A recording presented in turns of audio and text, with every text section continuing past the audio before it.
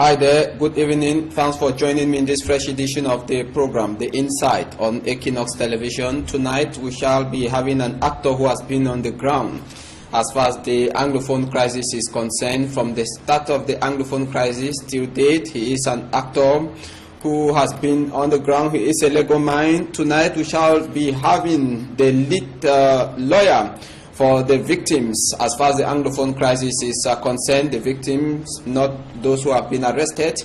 We shall be looking at some of the victims who incurred injuries during the protests, a series of protests that took place in the two English-speaking regions of the country. My guest tonight, ladies and gentlemen, is a member of the Cameroon Bar Association. Join me and my guest right ahead.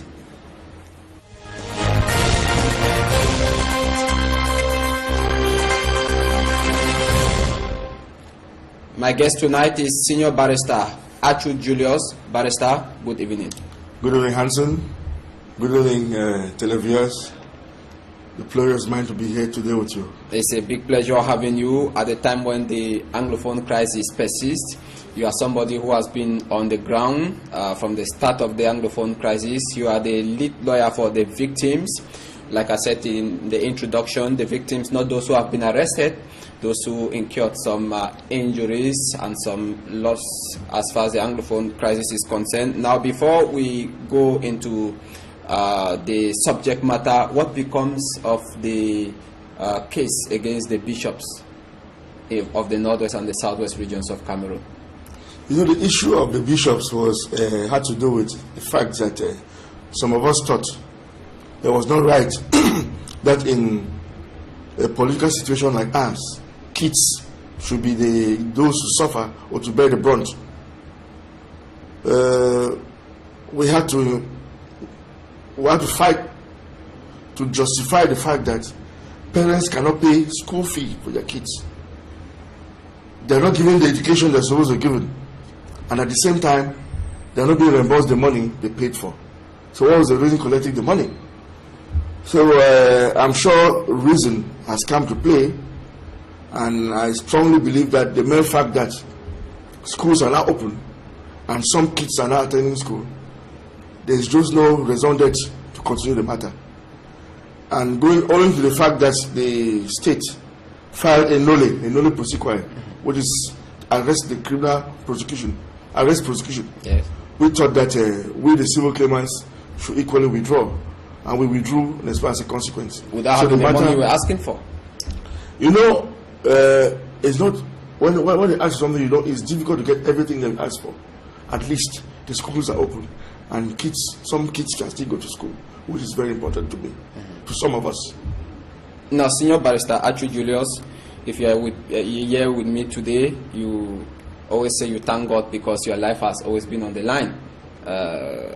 According to what we've been seeing on social media today, many are seeing you as a black leg in the Anglophone crisis, but you say you are doing your job as a lawyer, as a legal man. Now, what becomes of the case pitting the Anglophones who have been arrested and the persons you are representing? You are the lead legal man, legal representative for some of the victims. Are you talking about the matter that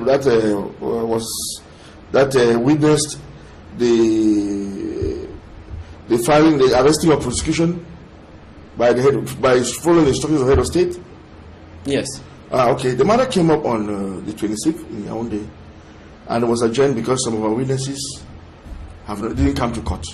Because normally, at this stage of the case, it is expected that the state prosecutor should bring witnesses to be examined by both parties. That is the lawyers for the victims, the lawyers for the accused, and as well as the state represented by the government commissioner. So as those witnesses were there, the case couldn't take off. But at least there was just one witness who was actually heard, and the matter was adjourned to the 30th of November for the hearing to continue. So we hope that by then the state will be capable of bringing up the witnesses to be heard in court. Now tell us, how has it been 1 year or now since the Anglophone crisis started? How has it been with you supporting the people on the other side. Let me put it this way, because that is what many are putting on social media, that they are supporting the oppressor and the oppressed are there. They don't have people who will support them. I strongly believe that those who usually go on social media to listen to things or to hear things or to read about things which cannot be verified always get it wrong. Don't forget that I'm a lawyer, and a lawyer doesn't go to court if he doesn't have a client. In this crisis, there are some people that have suffered loss. The hospital was burnt in Bamenda. There's a lady who was burned because of wearing a CPDM uniform. There's a young lady who was pushed from a second floor in Limbe that had her spinal cord broken. Up to date, she's a vegetable. She just can't move because when your spinal cord is touched, there's no way you can live a normal life. There's a Janam officer whose ear was cut. There's another one who was wounded on the leg. There's the vehicle of the Legion commander that was broken into pieces by an elite crowd. There is the young lady, the famous young lady whose hand was cut because she was going to read in school. Those people have to be defended too. When I'm doing the role, by taking my role as a lawyer, you can call me whatever name you like to call, but I know where my right starts and where it ends. I've never been for an oppressor. And you see, when you use that term oppressor, it's just the way you look at it. It's for what angle you're looking at it. Who is the oppressor, who is the oppressor, who is suffering, who is suffering, and so on and so forth. But everybody should know that as a lawyer, everybody has a right. Every lawyer has a right to defend any person insofar as his or her conviction is clear about it. And every victim or every accused person or everybody who goes to court has a right to a lawyer. It is a constitutional right, and nobody can take it away. Nobody can stop me from what I'm doing because I believe what I'm doing is right. It's not because some state that there are no other people, there's some other people didn't suffer. It's not because of what went on. They never asked for it too. So you have a right for defense, and I'm defending those victims. Why it pleases some people or not. Now, how has life been? I'm saying this because I know there have been death threats on your life. How has it been like within this 1 year, past 1 year? You see, there are some people who do politics and do things like with a lot of bitterness. Meanwhile, we're in a democracy. I'm not bound to accept what you tell me. You are not bound to accept what I tell you. But I have a right to say what I want to say, and you have a right to say what you want to say. But those who threatened to kill me, I got balls too. When you come to kill me, be ready, because I'm not a child. But you see, I'm not scared of anything because my conscience is clear and I know I'm doing things the right way. I've never hurt anybody. I've never asked for what is going on. I'm just barely defending people I have to defend. Those who threaten that what I'm doing, I'm a black leg or call me whatever name, that is their problem. They have a problem I don't have. Because if you think that I'm doing something which hurts you, it is you. I don't have a problem. But I don't see how defending victims of a problem, of an issue, should be hurting somebody. Do we mean that those victims should stay without being defended? No, that is not right. Everybody has right to do it. But you see, but me personally, as I say, I'm not scared of what I'm doing because I sworn in to become a lawyer. So I know the risk of being a lawyer, and I'm ready to stand it. But it's not because somebody says threatening to come and kill me that I was scared my life. I don't do my job because I'm doing my job normally. I'm living normally.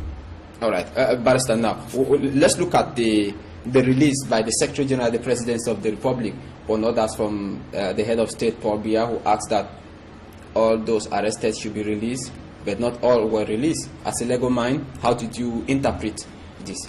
You know, every legal document has a possibility of so many interpretations. I remember that I used to have a history teacher in secondary school who said there's so many ways of catching a rat. You can go by the hand, you can go by the head, you can go by the tail, you can go by the whatever. You see, so any legal document, especially something that has to do with issues which are controversial, is open for a lot of interpretation and misinterpretation. What I read about the document was directives given by the Secretary General to a minister following the instructions of the head of state. Normally, that document is addressed to somebody. So if that person has an issue with that document, he has to go back to where the instructions were given to find out that what do you mean. And it is when it is being clarified that he comes back and says, okay, this is what I'm going to do following this document. And as of date, the Minister of Defense, the Minister Delegate in charge of Defense, gave instructions to the state prosecutor, the government commissioner, to release a list of persons. I still need some others because the instructions that were given were normally followed up by clarifications from the powers that be. So so that one was a verbal clarification, not a written one. Oh, it doesn't even need to be written. Because written is just overdoing it. It can even just be a phone call. Because the law didn't say how it's supposed to be presented. It can be instructions by phone call or by internet communication or by telegraph or by anything. So the method which instructions are received depends on the individuals involved. When I give instructions to you, how can some other person interpret it best than you who gave the instructions? I thought for me, those who doubted or had problems with instructions should have gone for interpretation of their instructions, should have gone to meet the person who gave instructions to know better what he wanted, what he meant. Because, for example, laws that are voted from the parliament, at times, we lawyers seek for interpretation of that law to give it some sense, to find out what the legislator was thinking in his head before passing that law through parliament. So it has to go through the same process. If you saw instruction from somebody and you think that there's a problem with interpretation, go to that person. It's not even for the courts to find out. Because when once the arrest prosecutors, when the government or whoever wants to arrest prosecutors through the procedure normally prosecuted, it doesn't consult the courts. It doesn't consult the judges. It is meant for the consumption of the government commissioner, like in this case. So the government commissioner had his I'm sure got his interpretation and came to court and applied for those who were to be released, and they were released automatically. Okay. That's what happened. All right. Now, the Anglophone crisis is 1 year on. Senior Barrister Achu Julius, you have been at the forefront of this crisis. Not saying you have been perpetrating it. You have witnessed it. You have been into action. School is yet to resume effectively. Courts are yet to resume effectively. A call over in Meme Division by about 10 lawyers. About 80 of them came back and said the procedures were not respected. A call over in Fako Division equally. What explains this? Despite all the efforts made by the government and even by people like you, because despite the fact that you are a legal mind, you have always been also you are a proponent for national unity. What explains the fact? What explains the fact is divergent views when it comes to national issues. Some lawyers think it is right for them to go to court, and some think no, it's not correct for them to go to court. We should respect each other's opinion. But the worst thing is that don't stop me from going to court if I want to go to court, or don't force me to go to court if I don't want to go to court. A lawyer leaves because he goes to court. Because let's not forget, a lawyer is honored whenever you go to court. You are paid a fee and things like that. How do you expect to continue exercising that duty if you don't go to court? Well, they say in the Anglophone zone, they act as a notary public. So to me, it doesn't make sense that you go and sit in your chambers, you attest to the sale, you authenticate the sale of land, you are doing work in chambers, you are functioning in chambers, and you refuse to come to court to defend the common man. Because most often than not, we defend the common man in court. Because most of them can only afford to have a proper defense. So you see, most lawyers go to court and do pro bono work to help the common man. And the only way to do that, as I say, is going to court. If you decide not to go to court, fine, it is your decision. Nobody should force you to go to court. If you want to go to court, fine, it's a decision. Nobody should force you to stop going to court. And so the problem comes in when you want to infringe on some other person's right. Some say they want the call over, some say they don't want. It's not a matter of majority. It's not a matter of how many who want it and who don't want it. It's a matter of, is it good? Who thinks it's good? Who thinks it's bad? Can you imagine that for close to 1 year, litigants are not being well defended in the former West Cameroon, in the Anglophone part of the country? They have a problem because some lawyers don't go to court. I don't want to share the view of those who say it's because they don't even have cases. But come in, if the court have to function, the lawyer is part of it, because you have the bench, the bar, the administrative office and the state and the state. Those components have to be together for a court to function.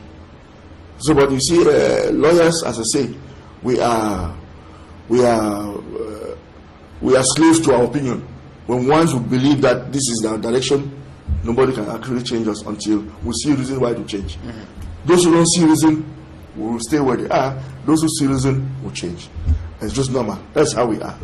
Okay. Now, what about school yet to resume effectively? You know, even though you said the case pitting the Anglophone bishops, that's the bishops in the two English-speaking regions of Cameroon, was dropped because there was some degree of school resumption. But today we see that it's not effective, Barrister.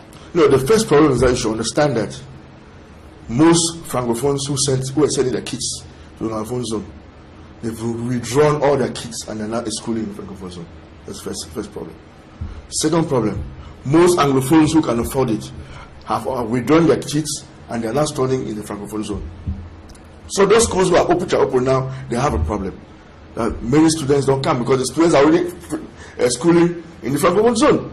How can you pay fees in the Francophone zone and you want that your kids to come back to where it was before and to pay fees again? So you're going to pay fees the third time. It's going to be very costly. Because the first time you paid, there was no school. Now you move the kids and bring it to the Francophone zone. You've paid fees again. Okay, how can you go back down to the school when because they were open and though open late, they were open. They are now open.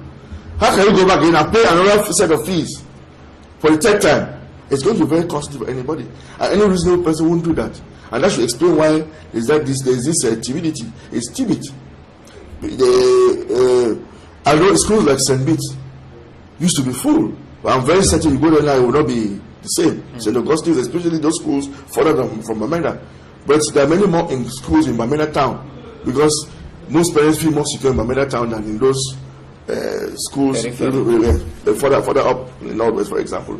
I don't know much about the southwest. I didn't go around. I never went around to find out. But I know some schools in the northwest have taken off, and schools they are going on normally. That I know. But at the same time, there are some schools which have problems of having students. There are some. Is it because of what I just said? Or is it because of the fact that they still want to maintain the boycott? I believe the issue of boycott is of the past. But there's other factors which have come in to make those things very difficult.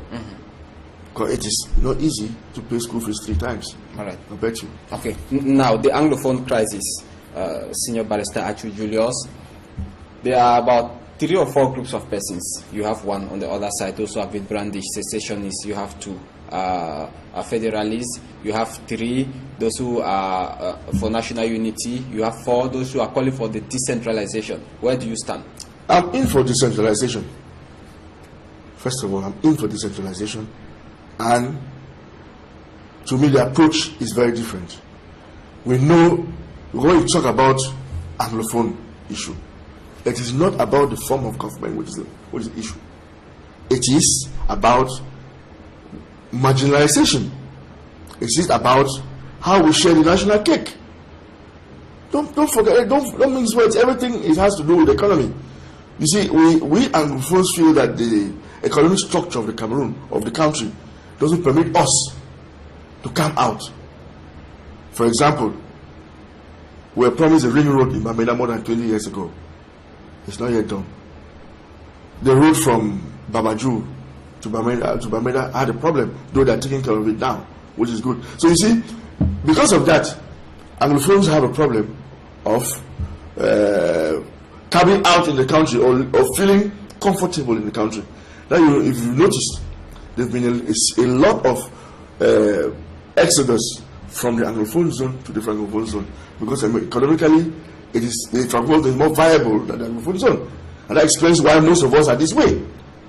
So when we come this way, I will turn and look back and say, look, I cannot be feeling comfortable when I know that there are people there over there in the Anglophone zone who are also not comfortable. So can this give reason for the outing of Mancho BBC? Can you give him reasons today when he said there were poor roads network, lack of social amenities in the northwest region? No, the problem with Mancho BBC is the fact that he started a movement which was very courageous and good about roads in the northwest province, especially Bamenda town.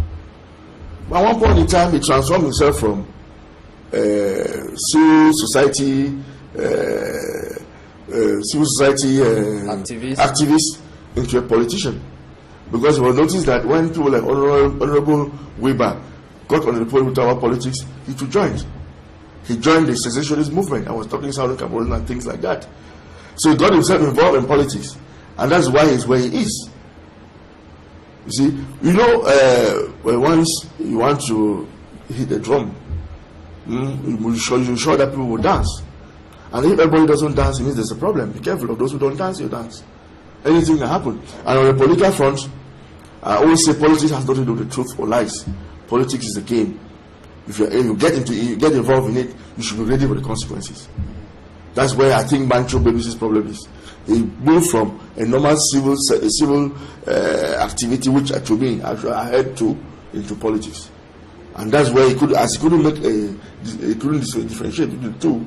He got himself into this mess.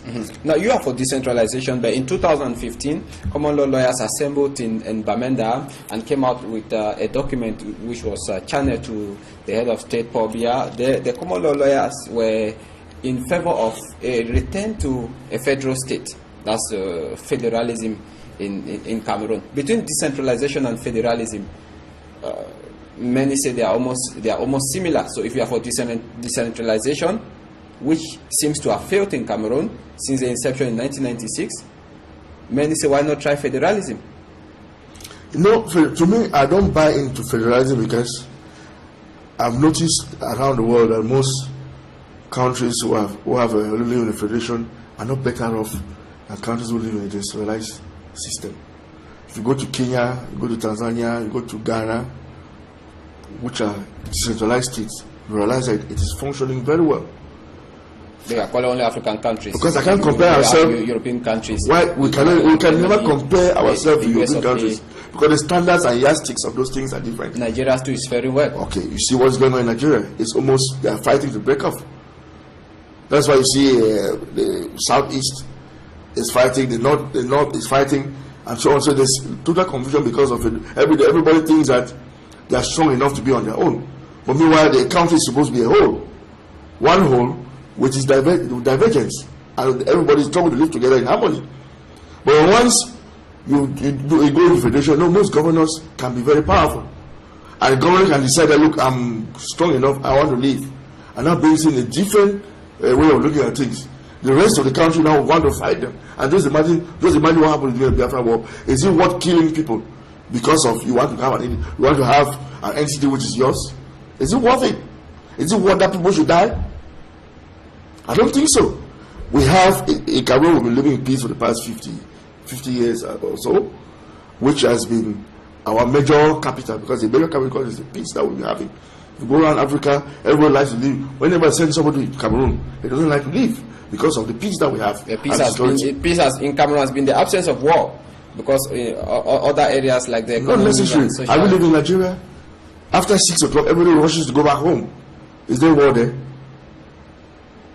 We don't have that here. You find people out in Cameroon till 5 in the morning. You will hardly find that in some countries. You hardly find that people live their lives normally in the dark, in the night, and without fear of anything. It's only in countries like Cameroon you see it. There are very few countries that have that. It's because of the peace that we have. So because of the peace that we have, our forces of law and order are taking care of the security. When you start a war, everybody moves towards the war front, and you leave the poor citizen on his own.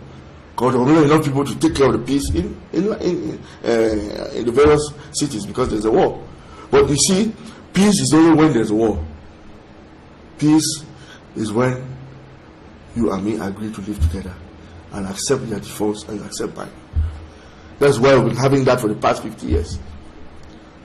If you notice, when our forefathers were bringing this country together, they were not friends. But I can bet you some of you have a lot of Francophone friends now, with whom you exchange ideas and words. So what they say affects your life, and what you tell them affects their life. So with time, as time is going on, we feel as if we are brothers, unlike our parents, who were not very close to each other, who actually did something good by bringing us together. I don't see why we should put the go asunder now, because our forefathers had a vision. It is high time we sit down and think as Cameroonians. Well, if we want to go back to federation, it means we are turning the tables. We are not progressing. We are digressing to me.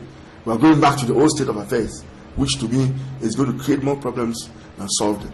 Okay, we are still within the context of the Anglophone crisis. You're watching The Insight on Equinox Television. My guest tonight is Senior Barrister Acho Julius. He's a lead counsel for some of the victims of the Anglophone crisis. Now, Barrister, the International Crisis Group, just like many other international organizations, reacted as far as the September 22nd and October 1 incidents in the two English-speaking regions of Cameroon were concerned. The International Crisis Group actually indicted the government for some of the massive killings. The crisis group equally called on the leaders of the two English-speaking regions of Cameroon, those who have been leading some of the strike action, to also restrain from using violence. Now, the reaction of Issa Chiruma Bakari, the Minister for Communication, many say he went too far by saying that the International Crisis Group is persona non grata in Cameroon. Oh, he has said what he said. He's the Minister of Communication, so he knows what he's saying. But to me, International Crisis Group means for that NGO to survive the Boli crisis. So what I see is that whenever there's a beginning of crisis, they are the ones who find it for it to become a real crisis to justify their existence. Because I was surprised to listen, to hear that despite all what they've said, they never went towards the government to find out the government's position on this issue. Because I followed Minister Issa Chiruma, who said it clearly that he's surprised that his Minister of Communication, they never came to him.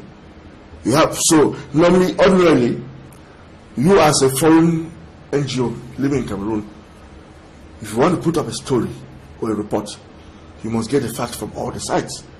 So you get the fact only from one side, it means you are biased. And that bias is because they want to fund the crisis to become a real crisis, because as of date, it's not a real crisis. For them to survive or exist, there should be a real crisis. But they equally condemn the people who are funding violence in the two English-speaking regions. They are condemning people like who? Who are they to condemn anybody? They are supposed to come and give their opinion and see what's going on. And are they coming from heaven? Or are they part of the United Nations? It is just an NGO. Why do you condemn somebody? Especially when you don't even do investigation to find out what happened. You are not God. You are just if you are an opinion leader, you give your opinion and don't make as if what you say is true all the time. I can tell you that if you go back, you as a journalist, you go and check it out. Check out their story. You find a lot of loopholes in it. It's not meant for to tell you, but I know you look at the report, there should be a lot of loopholes. Because just the mere fact that their stories come from one side, it can never be right. Because no matter how the other side is supposed to be heard. Whenever there are two, it takes two to tango, not just one person. It's not a one-man issue. And that makes me to believe that what the minister said, this group has been meant as a pressure group for certain issues. If we in Africa will continue to follow the way they are doing things, we are in for a lot of trouble in the future. We have to be very careful. We can solve African problems in Africa. We don't need those groups to solve our problems or to tell us how our problems are being carried out or how it's being done. You don't need Amnesty International. You don't need International Crisis Group. For what? You don't need Human Rights Watch. Because many believe that if a government like us pushes away such groups, there will be a lot of human rights violation. Don't you see that at times it is good to have some of these reports from international bodies like this to also caution the government against human rights? Look at what happened on September 22 and October 1. You bear with me that many persons died in the two English-speaking regions of Cameroon. Can we say, you as a lawyer, it was a human rights violation to have used live bullets on the citizens? I'm not a judge of issues. I don't want to be judging people to say if this man is right or this man is wrong or whatever. But I have always been of the opinion that the way this thing was planned, October 1st may be a noble cause, they'll be good. Fighting to have an independent country may be a good idea. But the way it's being done is being done, the end of the day, who will suffer is the poor man on the street. That's the person I've been fighting for, though they don't want to listen to me. Because you can't tell me that. You say, okay, we have we're commemorating our independence. You say your president will be landing at Tico Airport with their troops, Amber Liberation Forces. You ask that population should go and arrest administrative officials, arrest military people, and lock them up at the chief palaces, and the chiefs will take over in the various administrative units as a head. And you think that will succeed? Taking people in harm's way. Because how can you come and arrest the policeman? Because the military man knows that you have received instructions to arrest them. You come arrest me, go and lock me in Paris, I'll allow you to have a gun you don't have. What are the consequences? But does that give them the right to shoot? It's not a matter of right. Arrest it, that didn't give the right to shoot. But normally, the military are supposed to be trained to handle civilians in a particular way without using unnecessary force. Let me put it that way. When we put bullets unnecessary force, they are trained in such a way that they can always handle the civilian population without using unnecessary force. It's possible. So, but once you come, you see they start using guns, then there's a problem somewhere. When they start using live ammunition in the population, then there's a problem somewhere. Because I know that whenever there is such an issue, who is going to suffer is a common man. But all those guys who said we are coming to land at Tico Airport with our troops, promise that they'll march to Boya with troops ready to defend the population was deceived. They believe that was going to be true. But I knew that it cannot be possible, because what will happen is that this same population, because the population is an unruly horse, you can push it the way you like if you are intelligent. So the success in pushing the population to follow what they are saying, not knowing that the consequences of what the population is doing is what is happening now. And you know, when they send out the army on such issues, there are a lot of things that come along with it, in such a way that there's what we call collateral damage. Because the real persons who are ordering all of these issues are not around. They're not in the country. They order the other young men in the streets and the poor population to come out. They themselves are not even here. And when once like that, there's this collateral damage, it's the population that suffers. That is what some of us have been fighting for. I'm not fighting for the fact you want to change. But to change the form of government, to me, you must first of all win an elections. You must have the majority in parliament before you can change the form of a government. But once you change the form of government by using what the method they're using, it's going to punish the population. Because those who want to change the government, first of all, are not here. They've never had an elections anywhere in their life in Cameroon. But since they're good in their internet kings, they have the availability or accessibility to internet or whatever, they're pushing the young population to come out to be hurt. And that's what's going on. It's whenever people are killed, it's always a very sad event. I will never vouch for such a thing.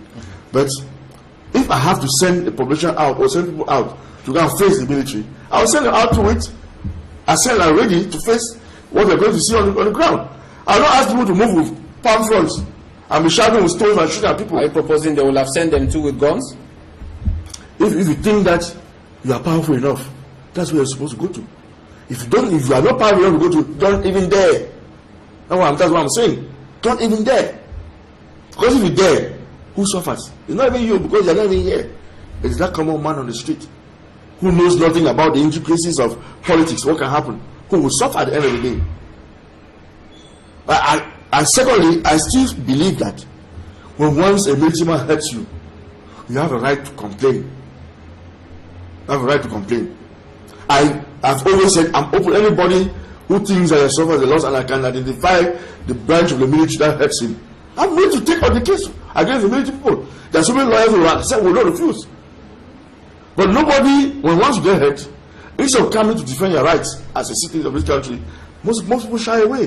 What do you want us to do? What do you want people to do? But what explains the fact that the government has not yet condemned the killings by the military? No, the government, even the head of state in his message said he condemns everything that was violent from any side. Both sides. Is it not escaping what the military? No, that's the same. The head of state has said it all. The same what we saw in detail. So he condemns violence on both sides. Yes, but you see, when you get hurt, right? For example, I'm defending victims of this crisis who were hurt. They complained. If you don't complain, how can somebody defend you? You have to go and get a lawyer or go to the state council to complain that this gendarmerie unit or this police unit or whatever did this to me and this is what happened, and show it. But everybody shies away.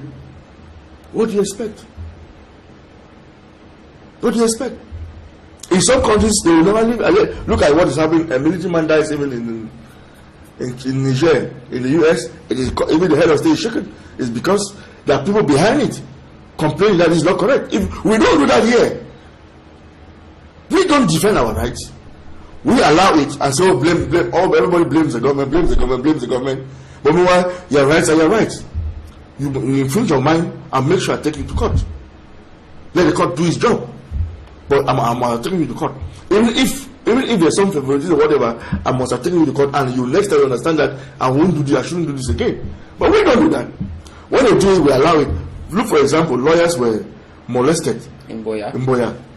On the 11th of October. I hope they must, as lawyers, I think they must have complained. But I'm sure they must have complained. They should be investing going on. And even if it's not going on, they were supposed to follow up to make sure it's going on. You promised me once that you were ready to take up the case. If I don't have a client, it's not for me to go out and look for a client. It's for a client to look for a lawyer. We don't do touting. Touting is not correct. It's unofficial. Touting is illegal in Cameroon. Where you go and look for clients, it is illegal. But I know there are lawyers who will be ready to take on them. The client just needs to consult one of them. Anyway, the thing happened in Boya. I mean, the say it may be difficult for a guy in Boya to come and consult me here, but there are lawyers in Boya.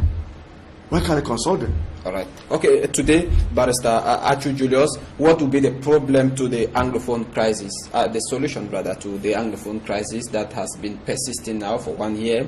If you were given the chance to advise the two sides, what will you say? The first thing, I've always said that for the past 2-3 years, that the issue is not that there's some hatred amongst Cameroonians. That's out of question. The issue is that we Anglophones feel that there's so much in this country reserved only for Francophones. And when we have that feeling, it's normal that we express this resentment. But expressing resentment doesn't mean we should go against the institution of the country. Present them normally. Like if I want someone head of state, I'll write to him a very polite letter, putting in strong and nice words to make him accept it. But these things were presented by teachers and lawyers. Minister said there was no problem. Look, if you write to the head of state and you publish it in a newspaper, you are not serious.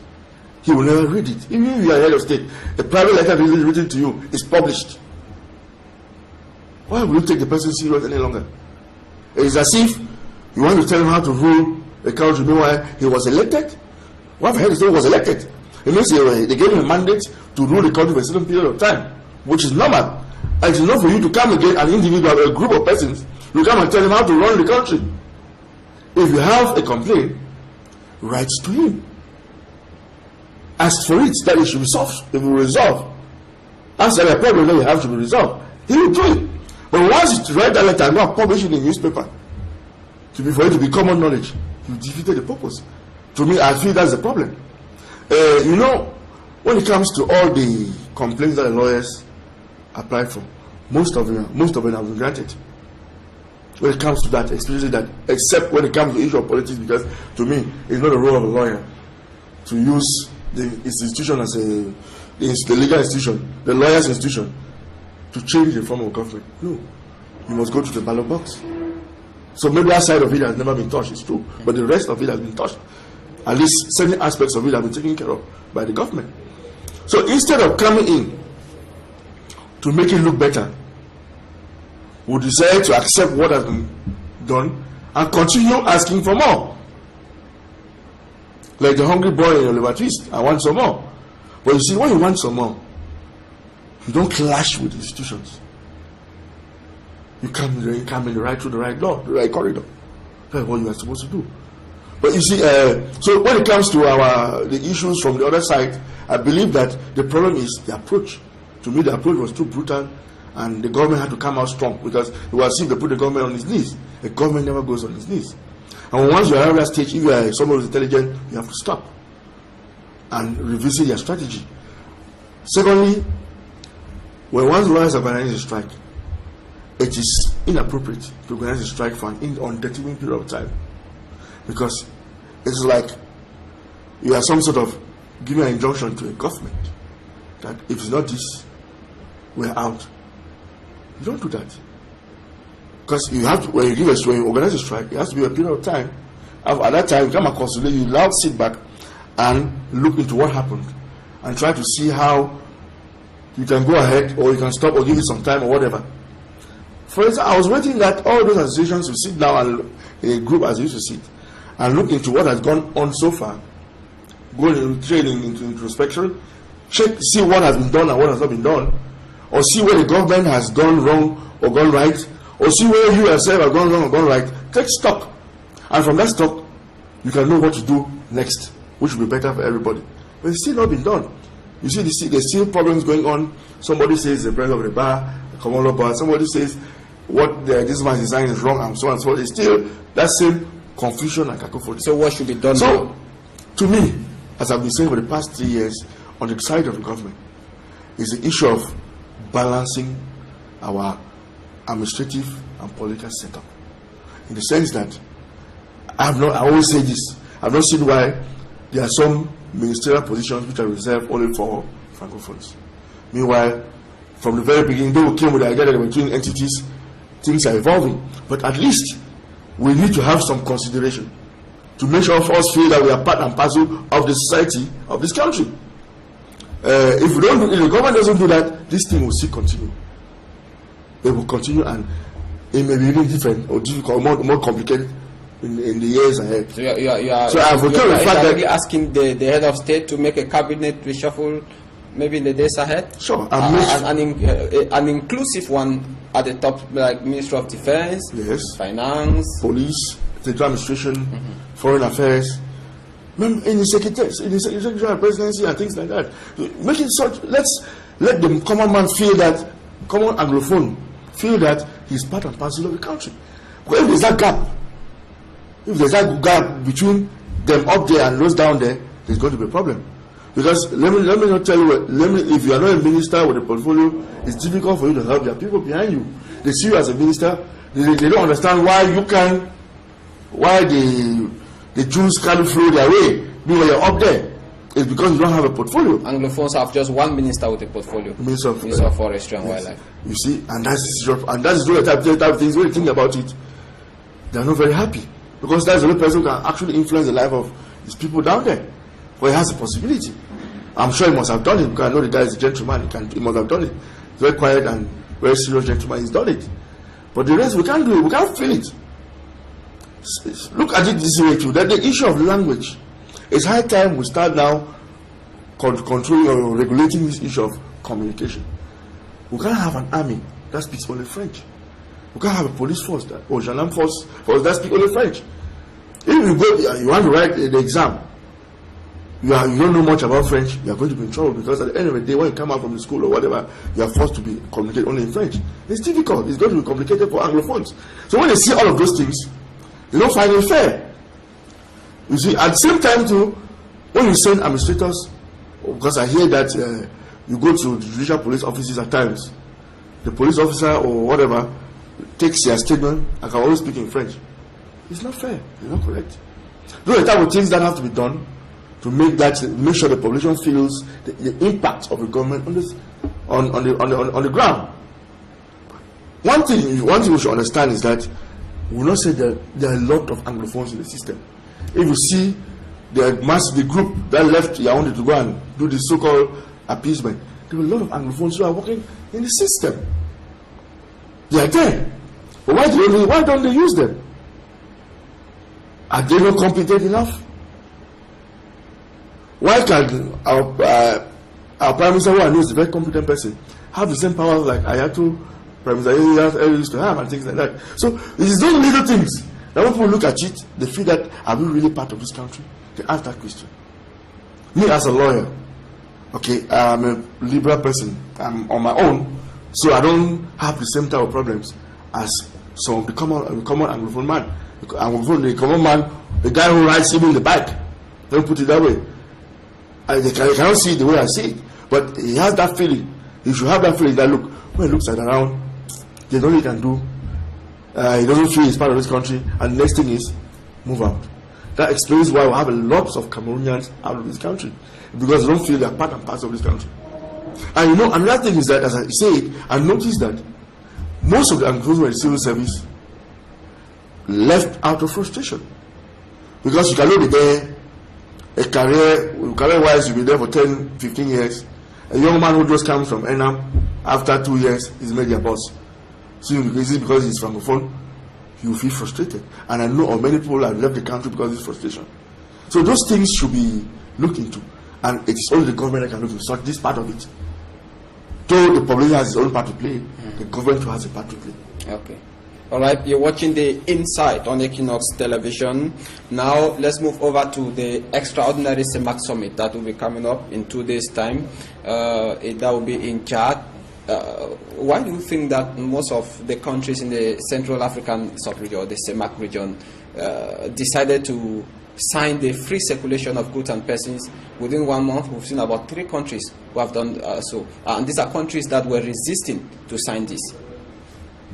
I believe, first of all, they've come to realize that for us to have a really strong economic union, we should be brothers and friends. I should meet a Gabonese and say, this is my brother. I should meet a Guinean and say, this is my brother. This is my friend.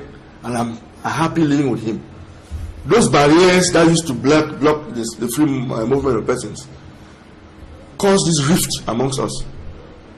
Because whether they like it or not, there was no harmony when it comes to our countries. Just take, for example, when I used to play football. There was like some sort of little word that didn't actually, which was not well spelled out. It's because we're not friends.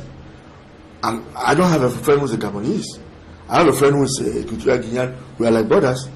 Who used to be consul general here. He was an ambassador somewhere else here. But you see, that thing is going to permit us to have friends. When once we become friends, it will be easier for us now to take decisions that should have a common effect.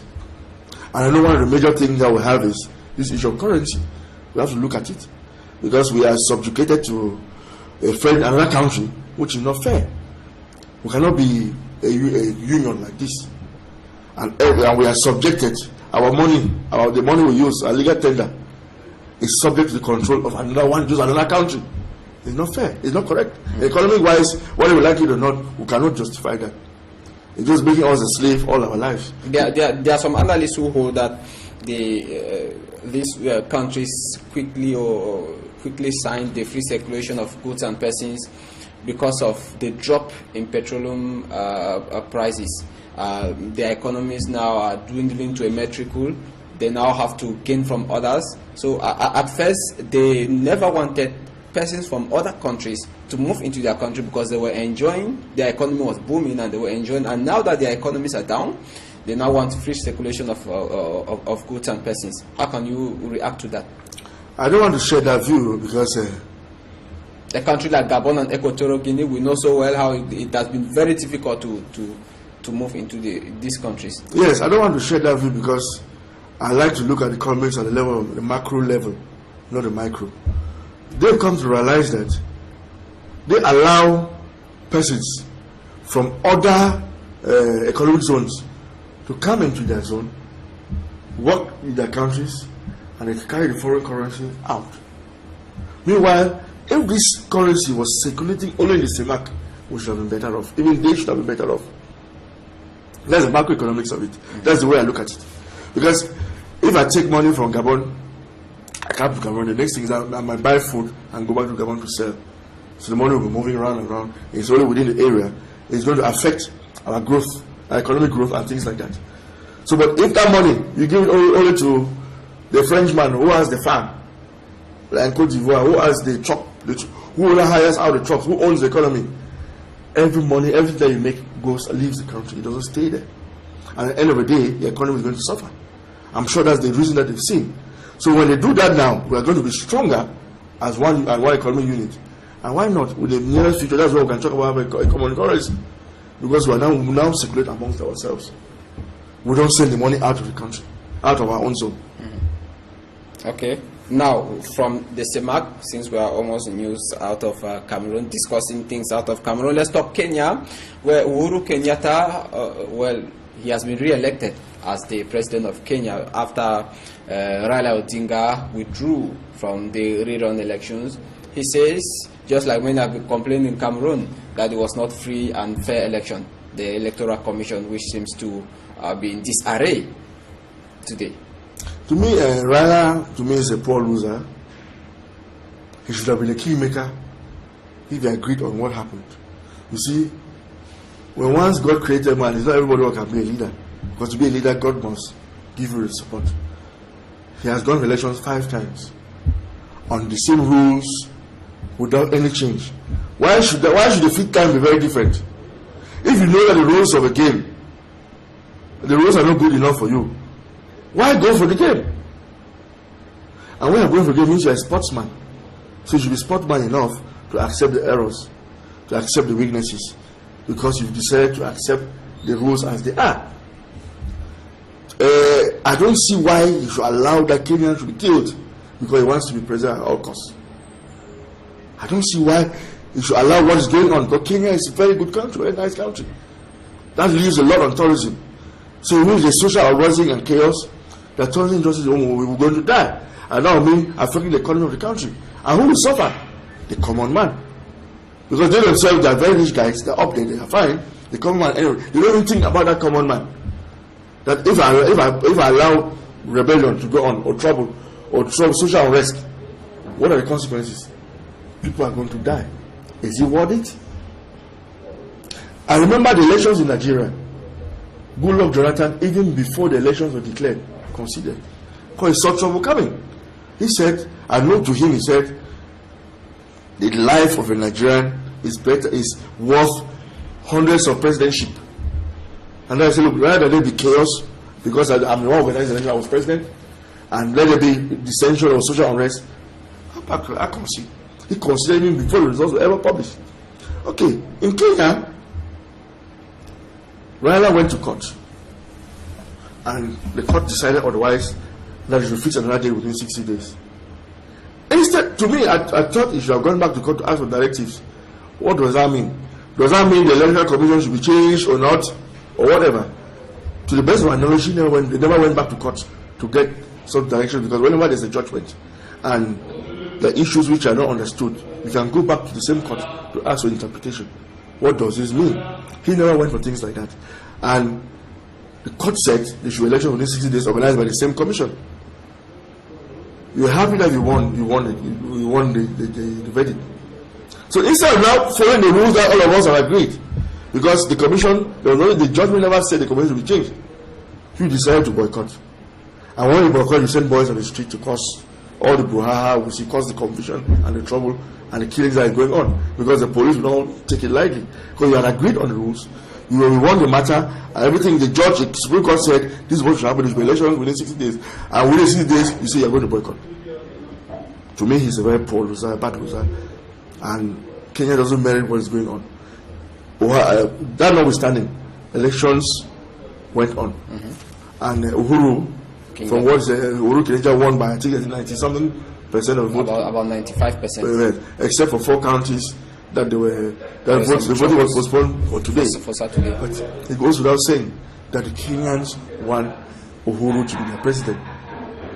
If I was Raila, I should have met Uhuru to renegotiate the position of opposition leader with all the prerogatives that he takes and prepare for the next elections. God has said Raila will be a kingmaker and not a king. Because after 5 elections, I still want to insist there's something wrong. You should have backed out and put some other person in it. And I'm sure that person will be much better than him. I'm sure that's a message the Kenyan people are sending to him, that look, you can be kingmaker but not a king. Okay. Now, before we go, there is this disturbing situation on the series of road accidents in Cameroon. We are coming back to the country before we end this program. A series of road accidents in the country. We saw the latest one, General Voyage, which had an accident and about 15 persons died. That was last Monday. Now, the Minister for Transport withdrew the license of the driver for 1 year and suspended General Voyage for 3 months. In about 10 months, the travel agency has caused about 6 accidents and about 60 lives lost.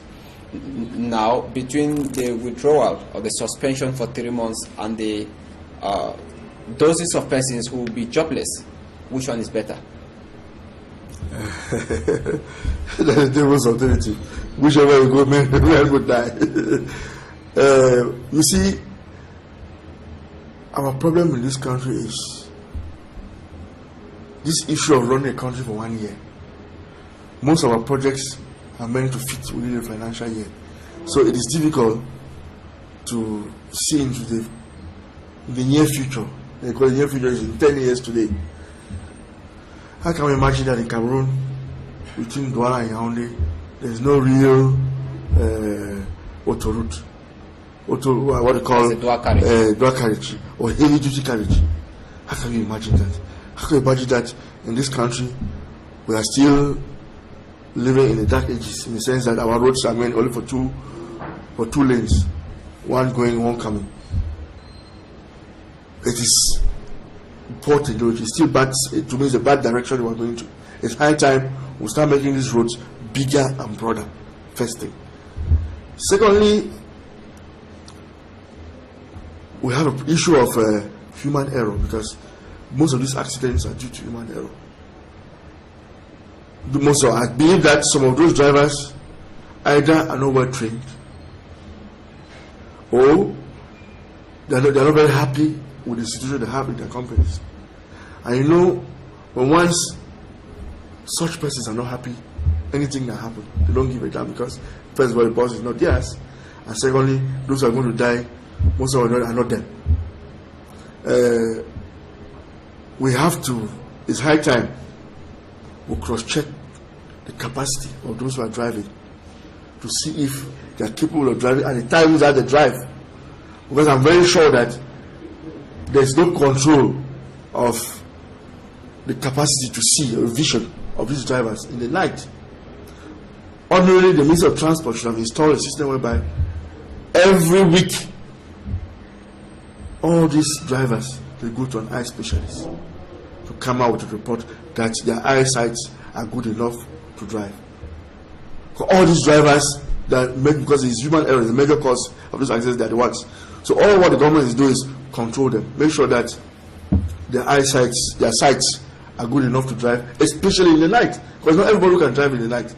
When you drive at night, the on-light coming usually blinds you. If you're not used to it, you're going to have problems. Anything can happen. So we don't have that type of control. Then secondly, most drivers, especially these heavy-duty trucks and buses, they are not very polite. They don't have a sense of, the humane sense of interacting with or behaving on the way as if the older person coming is a brother of yours. If you see the way they drive on that road at times, you have to ask yourself, hey, are we brothers in the same country? You see, especially this truck and bus driver, the way they drive on the road, you are usually a slave, you are an onlooker, say, hey, what is going on here? It means these guys have a problem of civic education.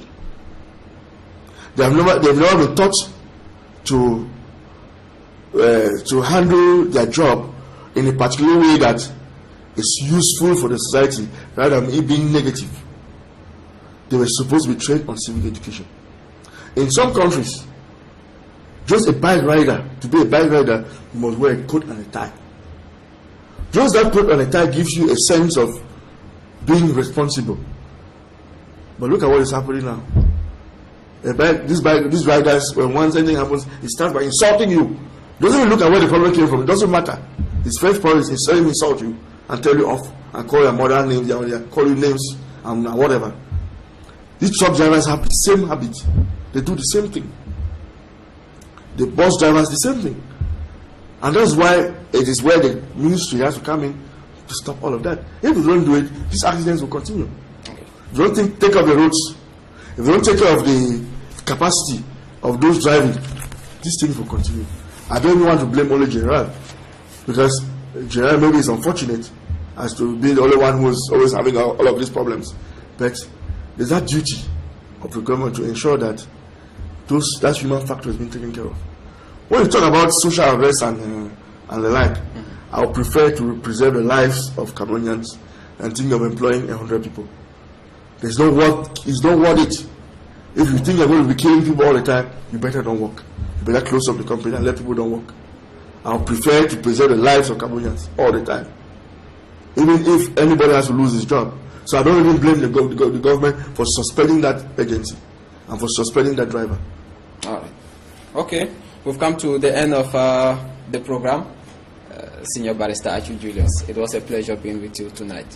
It's mine. It's really mine when I come here. I'm happy being with you too. Yes, it was equally a pleasure being with you in tonight's edition of the program, The Insight on Equinox Television. Thanks for watching. If you did enjoy the program, take our rendezvous there for next week Sunday, same time, 6:30 p.m., same channel, Equinox Television. Good night.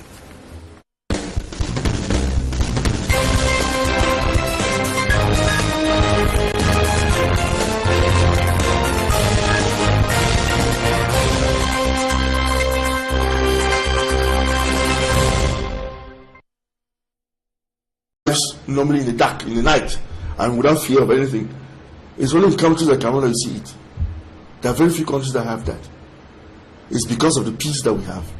So because of the peace that we have, our forces of law and order are taking care of the security.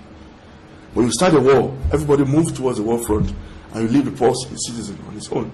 Because there are not enough people to take care of the peace in the various cities because there's a war. But you see, peace is only when there's a war. Peace is when you and me agree to live together and accept their defaults and you accept mine. That's why we've been having that for the past 50 years. If you notice, when our forefathers were bringing this country together, they were not friends. But I can bet you some of you have a lot of Francophone friends now with whom you exchange ideas and words. So what they say affects your life, and what you tell them affects their life. So with time, as time is going on, we feel as if we are brothers, unlike our parents who were not very close to each other, who actually did something good by bringing us together. I don't see why we should put the go asunder now, because our forefathers had a vision. It is high time we sit down and think as Cameroonians. Well, if we want to go back to federation, it means we are turning the tables. We are not progressing. We are digressing to me. We are going back to the old state of affairs, which to me is going to create more problems than solve them. Okay, we are still within the context of the Anglophone crisis. You're watching The Insight on Equinox Television. My guest tonight is Senior Barrister Achu Julius. He's a lead counsel for some of the victims of the Anglophone crisis. Now, Barrister, the International Crisis Group, just like many other international organizations, reacted as far as the September 22nd and October 1 incidents in the two English-speaking regions of Cameroon were concerned. The International Crisis Group actually indicted the government for some of the massive killings. The crisis group equally called on the leaders of the two English-speaking regions of Cameroon, those who have been leading some of the strike action, to also restrain from using violence. Now, the reaction of Issa Chiruma Bakari, the Minister for Communication, many say he went too far by saying that the International Crisis Group is persona non grata in Cameroon. Oh, he has said what he said. He's the Minister of Communication, so he knows what he's saying. But to me, International Crisis Group means for that NGO to survive the Boli crisis. So what I see is that whenever there's a beginning of crisis, they are the ones who find it for it to become a real crisis to justify their existence. Because I was surprised to listen, to hear that despite all what they've said, they never went towards the government to find out the government's position on this issue. Because I followed Minister Issa Chiruma, who said it clearly that he's surprised that his Minister of Communication, they never came to him. So normally, ordinarily, you as a foreign NGO living in Cameroon, if you want to put up a story or a report, you must get the facts from all the sides. So you get the fact only from one side, it means you are biased. And that bias is because they want to fund the crisis to become a real crisis, because as of date, it's not a real crisis. For them to survive or exist, there should be a real crisis. But they equally condemn the people who are funding violence in the two English-speaking regions. They are condemning people like who? Who are they to condemn anybody? They are supposed to come and give their opinion and see what's going on. And are they coming from heaven? Or are they part of the United Nations? It is just an NGO. Why do you condemn somebody? Especially when you don't even do investigation to find out what happened. You are not God. You are just if you are an opinion leader, you give your opinion and don't make as if what you say is true all the time. I can tell you that if you go back, you as a journalist, you go and check it out. Check out their story. You find a lot of loopholes in it. It's not meant for to tell you, but I know you look at the report, there should be a lot of loopholes. Because just the mere fact that their stories come from one side, it can never be right. Because no matter how the other side is supposed to be heard. Whenever there are two, it takes two to tango, not just one person. It's not a one-man issue. And that makes me to believe that what the minister said, this group has been meant as a pressure group for certain issues. If we in Africa will continue to follow the way they are doing things, we are in for a lot of trouble in the future. We have to be very careful. We can solve African problems in Africa. We don't need those groups to solve our problems or to tell us how our problems are being carried out or how it's being done. You don't need Amnesty International. You don't need International Crisis Group. For what? You don't need Human Rights Watch. Because many believe that if a government like us pushes away such groups, there will be a lot of human rights violation. Don't you see that at times it is good to have some of these reports from international bodies like this to also caution the government against human rights? Look at what happened on September 22 and October 1. You bear with me that many persons died in the two English-speaking regions of Cameroon. Can we say, you as a lawyer, it was a human rights violation to have used live bullets on the citizens? I'm not a judge of issues. I don't want to be judging people to say if this man is right or this man is wrong or whatever. But I have always been of the opinion that the way this thing was planned, October 1st may be a noble cause, they'll be good. Fighting to have an independent country may be a good idea. But the way it's being done is being done. The end of the day, who will suffer is the poor man on the street. That's the person I've been fighting for, though they don't want to listen to me. Because you can't tell me that. You say, okay, we have we're commemorating our independence. You say, your president will be landing at Tico Airport with their troops, Amber Liberation Forces.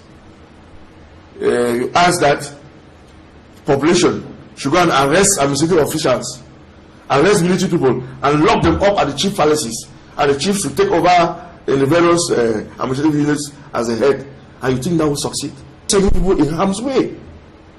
Because how can you come and arrest the policeman because the military man knows that you have received instructions to arrest them? You come arrest me, go and lock me in palace, and allow you to have a gun you don't have. What are the consequences? But does that give them the right to shoot? It's not a matter of right. Arrest it doesn't give the right to shoot. But normally the military are supposed to be trained to handle civilians in a particular way without using unnecessary force. Let me put it that way. When bullets unnecessary force, they are trained in such a way that they can always handle the civilian population without using unnecessary force. It's possible. So, but once you come, you see they start using guns, then there's a problem somewhere. When they start using live ammunition on the population, then there's a problem somewhere. Because I know that whenever there is such an issue, who is going to suffer is a common man. But all those guys who said we are coming to land at Tico Airport with our troops, promised that they'll march to Buea with troops ready to defend the population was deceived. They believed that was going to be true. There was some degree of school resumption, but today we see that it's not effective, Barrister. No, the first problem is that you should understand that most Francophones who are sending their kids to the Francophone zone, they've withdrawn all their kids and they're not schooling in the Francophone zone. That's the first problem. Second problem, most Anglophones who can afford it have withdrawn their kids and they're now studying in the Francophone zone. So those schools who are open now, they have a problem. Many students don't come because the students are already schooling in the Francophone zone. How can you pay fees in the Francophone zone and you want that your kids to come back to where it was before and to pay fees again? So you're going to pay fees the third time. It's going to be very costly. Because the first time you paid, there was no school. Now you move the kids and bring it to the Francophone zone. You've paid fees again. Okay, how can you go back down to the school when because they were open and don't open late? They were open. They are now open. How can you go back in and pay another set of fees for the third time, it's going to be very costly for anybody. And any reasonable person won't do that. And that should explain why there's this timidity. It's timid. I know schools like St. Bede's used to be full. But I'm very certain you go there now, it will not be the same. St. Augustine's, especially those schools further from Bamenda. But there are many more in schools in Bamenda town, because most parents feel more secure in Bamenda town than in those schools further up in the northwest, for example. I don't know much about the southwest. I didn't go around. I never went around to find out. But I know some schools in the northwest have taken off, and schools that are going on normally. That I know. But at the same time, there are some schools which have problems of having students. There are some. Is it because of what I just said, or is it because of the fact that they still want to maintain the boycott? I believe the issue of boycott is of the past. But there's other factors which have come in to make those things very difficult. Because it is not easy to pay school fees 3 times. All right. I bet you. Okay. Now, the Anglophone crisis, Senior Barrister Achu Julius, there are about 3 or 4 groups of persons. You have one on the other side, those who have been brandished secessionists. You have 2 federalists. You have 3, those who are for national unity. You have 4, those who are calling for the decentralization. Where do you stand? I'm in for decentralization. First of all, I'm in for decentralization. And to me, the approach is very different. We know when we talk about Anglophone issue, it is not about the form of government which is the issue. It is about marginalization. It is about how we share the national cake. Don't forget, don't mince words. Everything has to do with the economy. You see, we Anglophones feel that the economic structure of the Cameroon, of the country, doesn't permit us to come out. For example, we were promised a ring road in Bamenda more than 20 years ago. It's not yet done.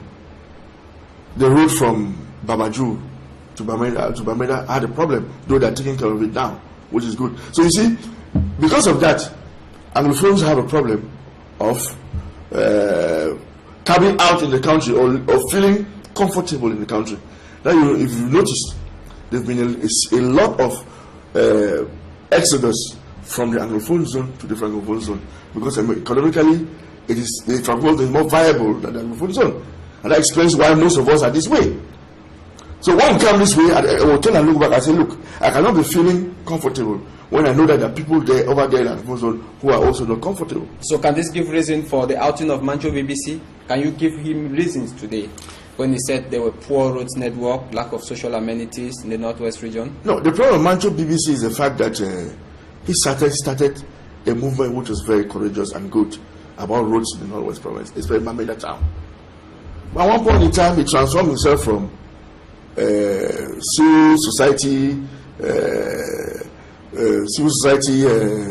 activist into a politician, because he was noticed that when people like Honorable Weber got on the pole with our politics, he too joined. He joined the secessionist movement and was talking Southern Cameroon and things like that. So he got himself involved in politics, and that's why he's where he is.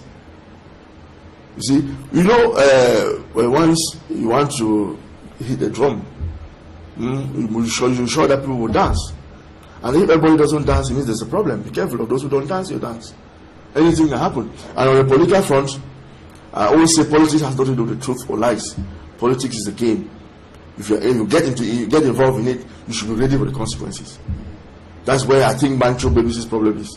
He moved from a normal civil activity, which to me I had to, into politics.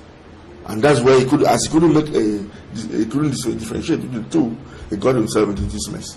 Now, you are for decentralization, but in 2015, common law lawyers assembled in Bamenda and came out with a document which was channeled to the head of state, Paul Biya. The common law lawyers were in favor of a return to a federal state. That's federalism in Cameroon. Between decentralization and federalism, many say they are almost similar. So if you are for decentralization, which seems to have failed in Cameroon since the inception in 1996, many say, why not try federalism? You know, to me, I don't buy into federalism, because I've noticed around the world that most countries who live in a federation are not better off than countries who live in a decentralized system.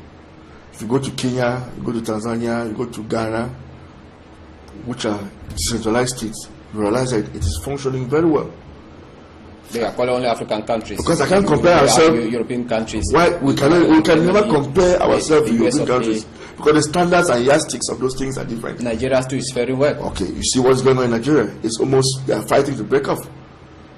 That's why you see the southeast is fighting, the north is fighting, and so on. So there's total confusion because of it. Everybody thinks that they are strong enough to be on their own, but meanwhile the country is supposed to be a whole, one whole, which is divergence, and everybody is trying to live together in harmony. But once you go into federation, no, most governors can be very powerful, and the governor can decide that, look, I'm strong enough, I want to leave, and that brings in a different way of looking at things. The rest of the country now want to fight them, and just imagine what happened during the Biafra War. Is it worth killing people because of you want to have an entity which is yours? Is it worth it? Is it worth that people should die? I don't think so. We have a Cameroon we've been living in peace for the past 50 years or so, which has been our major capital, because the major capital is the peace that we've been having. If you go around Africa, everyone likes to live. Whenever I send somebody to Cameroon, they doesn't like to leave because of the peace that we have. The peace in Cameroon has been the absence of war, because other areas like the not necessarily. I live in Nigeria. After 6 o'clock, everybody rushes to go back home. Is there war there? We don't have that here. You find people out in Cameroon till 5 in the morning. You will hardly find that in some countries. You hardly find that people live a life. But I knew that it cannot be possible, because what will happen is that this same population, because the population is an unruly horse, you can push it the way you like if you are intelligent.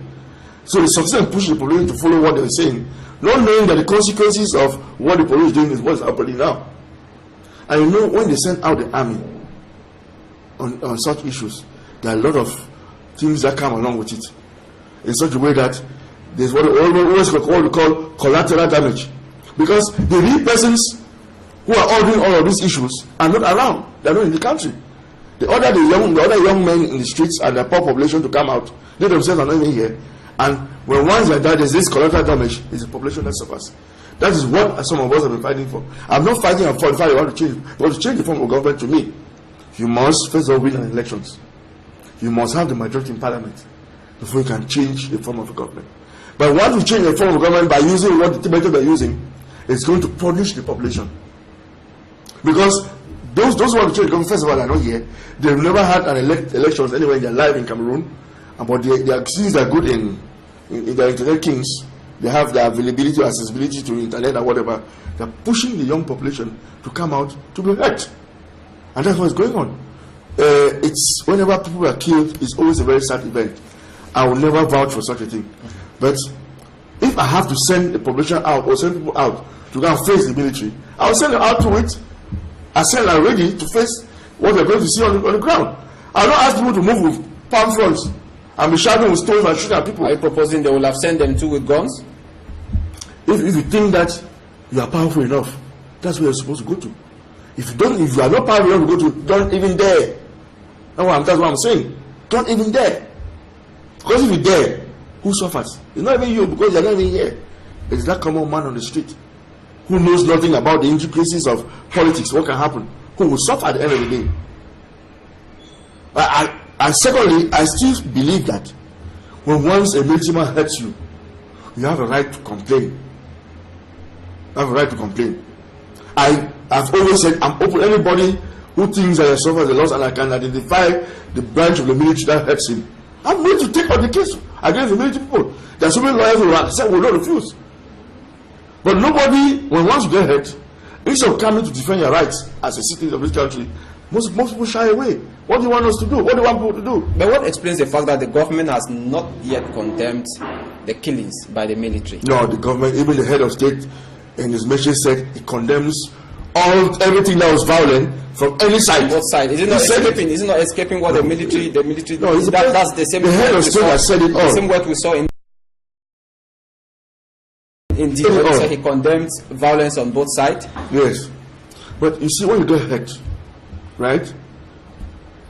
For example, I'm defending victims of this crisis who were hurt. They complained.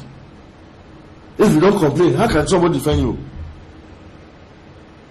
You have to go and get a lawyer or go to the state council to complain that this gendarmerie unit or this police unit or whatever did this to me and this is what happened, and show it. But everybody shies away. What do you expect? What do you expect? In some countries, they will never leave. Look at what is happening. A military man dies even in Niger, in the US. It is, even the head of state is shaken. It's because there are people behind it complaining that it's not correct. If we don't do that here, we don't defend our rights. We allow it and so blame. Everybody blames the government, blames the government. But meanwhile, your rights are your rights. You infringe on mine and make sure I take you to court. Let the court do its job. But I'm taking you to court. Even if there's some favoritism or whatever, I must have taken you to court, and you next time you understand that I won't do this, I shouldn't do this again. But we don't do that. When they do it, we allow it. Look, for example, lawyers were molested in Boya. On the 11th of October. I hope as lawyers, I think they must have complained. But I'm sure they must have complained. They should be investing going on. And even if it's not going on, they were supposed to follow up to make sure it's going on. You promised me once that you were ready to take up the case. If I don't have a client, it's not for me to go out and look for a client. It's for a client to look for a lawyer. We don't do touting. Touting is not correct. It's unofficial. Touting is illegal in Cameroon. Where you go and look for clients, it is illegal. But I know there are lawyers who are ready to take on them. The client just needs to consult one of them. Anyway, the thing happened in Boya. I mean, the lawyer said it may be difficult for a guy in Boya to come and consult me here, but there are lawyers in Boya. Why can't I consult them? All right. Okay, today, Barrister Achu Julius, what will be the problem to the Anglophone crisis, the solution rather to the Anglophone crisis that has been persisting now for 1 year? If you were given the chance to advise the two sides, what will you say?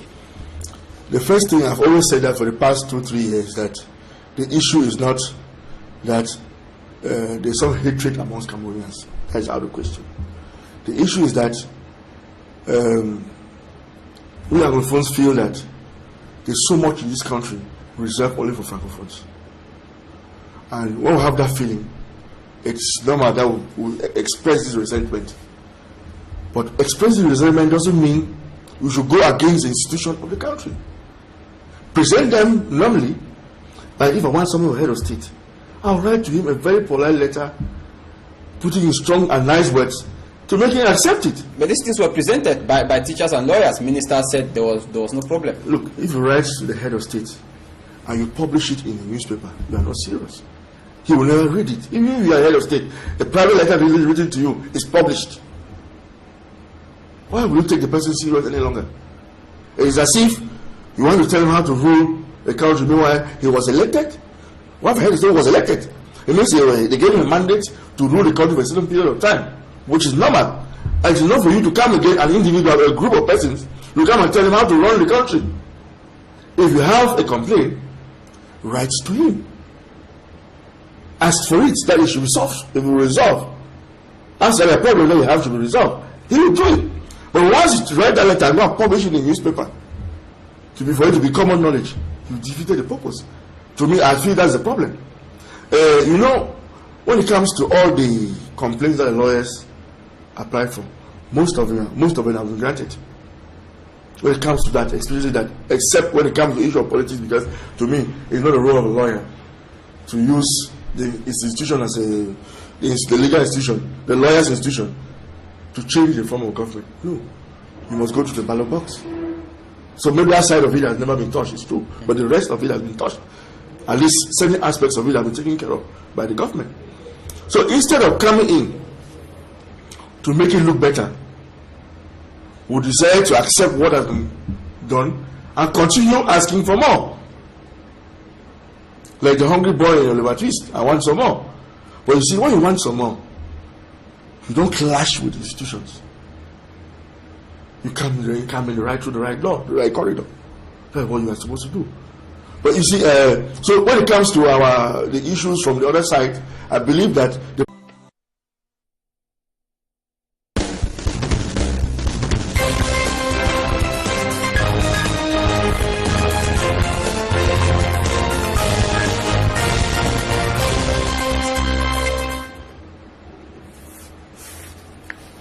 Hi there, good evening. Thanks for joining me in this fresh edition of the program, The Insight on Equinox Television. Tonight we shall be having an actor who has been on the ground as far as the Anglophone crisis is concerned. From the start of the Anglophone crisis till date, he is an actor who has been on the ground. He is a legal mind. Tonight we shall be having the lead lawyer for the victims as far as the Anglophone crisis is concerned, the victims, not those who have been arrested. We shall be looking at some of the victims who incurred injuries during the protests, a series of protests that took place in the two English-speaking regions of the country. My guest tonight, ladies and gentlemen, is a member of the Cameroon Bar Association. Join me and my guest right ahead.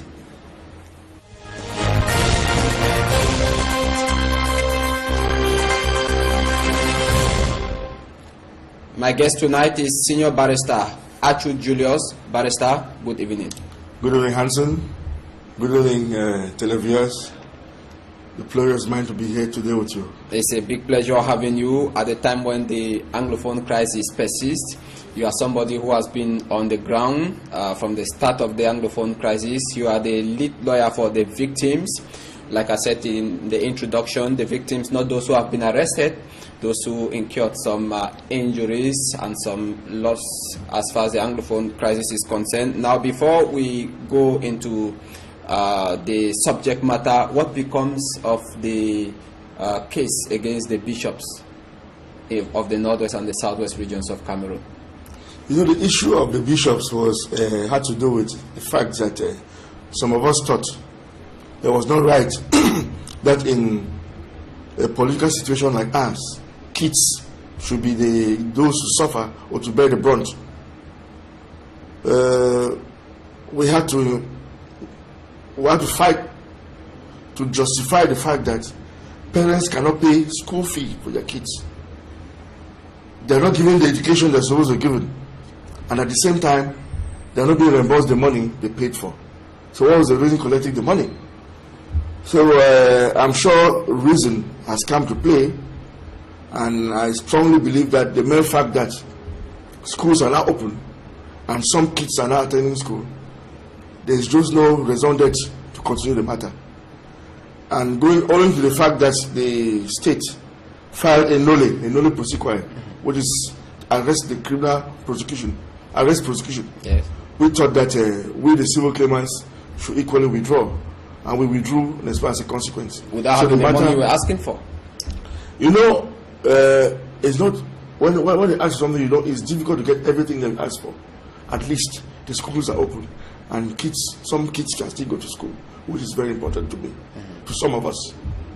Now, Senior Barrister Achu Julius, if you are here with me today, you always say you thank God because your life has always been on the line.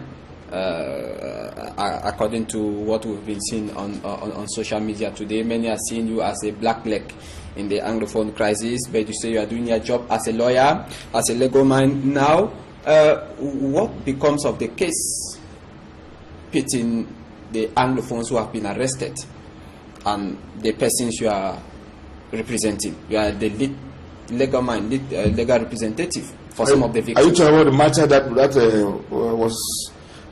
witnessed the filing, the arresting of prosecution by following the instructions of the head of state? Yes. Okay. The matter came up on the 26th in Yaoundé, and it was adjourned because some of our witnesses didn't come to court. Because normally, at this stage of the case, it is expected that the state prosecutor should bring witnesses to be examined by both parties. That is the lawyers for the victims, the lawyers for the accused, and as well as the state represented by the government commissioner. So as those witnesses were there, the case couldn't take off. But at least there was just one witness who was actually heard, and the matter was adjourned to the 30th of November for the hearing to continue. So we hope that by then the state will be capable of bringing up the witnesses to be heard in court. Now tell us, how has it been 1 year or now since the Anglophone crisis started. How has it been with you supporting the people on the other side? Let me put it this way, because that is what many are putting on social media, that they are supporting the oppressor and the oppressed are there. They don't have people who will support them. I strongly believe that those who usually go on social media to listen to things or to hear things or to read about things which cannot be verified always get it wrong. Don't forget that I'm a lawyer, and a lawyer doesn't go to court if he doesn't have a client. In this crisis, there are some people that have suffered loss. The hospital was burnt in Bamenda. There's a lady who was burned because of wearing a CPDM uniform. There's a young lady who was pushed from a second floor in Limbe that had her spinal cord broken. Up to date, she's a vegetable. She just can't move because when your spinal cord is touched, there's no way you can live a normal life. There's a gendarme officer whose ear was cut. There's another one who was wounded on the leg. There's the vehicle of the Legion commander that was broken into pieces by an elite crowd. There is the young lady, the famous young lady whose hand was cut because she was going to read in school. Those people have to be defended too. When I'm doing the role, by taking my role as a lawyer, you can call me whatever name you like to call. But I know where my right starts and where it ends. I've never been for an oppressor. And you see, when you use that term oppressor, it's just the way you look at it. It's for what angle you're looking at it. Who is the oppressor, who is the oppressor, who is suffering, who is suffering, and so on and so forth. But everybody should know that as a lawyer, everybody has a right. Every lawyer has a right to defend any person insofar as his or her conviction is clear about it. And every victim or every accused person or everybody who goes to court has a right to a lawyer. It is a constitutional right and nobody can take it away. Nobody can stop me from what I'm doing because I believe what I'm doing is right. It's not because some people state that there are other people, there's some other people didn't suffer. It's not because of what went on. They never asked for it too. So you have a right for defense, and I'm defending those victims. Whether it pleases some people or not. Now, how has life been? I'm saying this because I know there have been death threats on your life. How has it been like within this 1 year, past 1 year? You see, there are some people who do politics and do things like with a lot of bitterness. Meanwhile, we're in a democracy. I'm not bound to accept what you tell me. You are not bound to accept what I tell you. But I have a right to say what I want to say, and you have a right to say what you want to say. But those who threatened to kill me, I got balls too. When you come to kill me, be ready because I'm not a child. But you see, I'm not scared of anything because my conscience is clear and I know I'm doing things the right way. I've never hurt anybody. I've never asked for what is going on. I'm just barely defending people I have to defend. Those who threaten that what I'm doing, I'm a black leg or call me whatever name, that is their problem. They have a problem I don't have. Because if you think that I'm doing something which hurts you, it is you. I don't have a problem. But I don't see how defending victims of a problem, of an issue, should be hurting somebody. Do we mean that those victims should stay without being defended? No, that is not right. Everybody has right to do it. But you see, but me personally, as I say, I'm not scared of what I'm doing because I sworn in to become a lawyer. So I know the risk of being a lawyer, and I'm ready to stand it. But it's not because somebody says threatening to kill me that I was scared my life. I don't do my job because I'm doing my job normally. I'm living normally. All right, Barrister. Now let's look at the release by the Secretary General of the Presidency of the Republic on orders from the head of state, Paul Biya, who asked that all those arrested should be released, but not all were released. As a legal mind, how did you interpret this? You know, every legal document has a possibility of so many interpretations. I remember that I used to have a history teacher in secondary school who said there are so many ways of catching a rat. You can go by the hand, you can go by the head, you can go by the tail, you can go by the whatever. You see, so any legal document, especially something that has to do with issues which are controversial, is open for a lot of interpretation and misinterpretation. What I read about the document was directives given by the Secretary General to a minister following the instructions of the head of state. Normally, that document is addressed to somebody.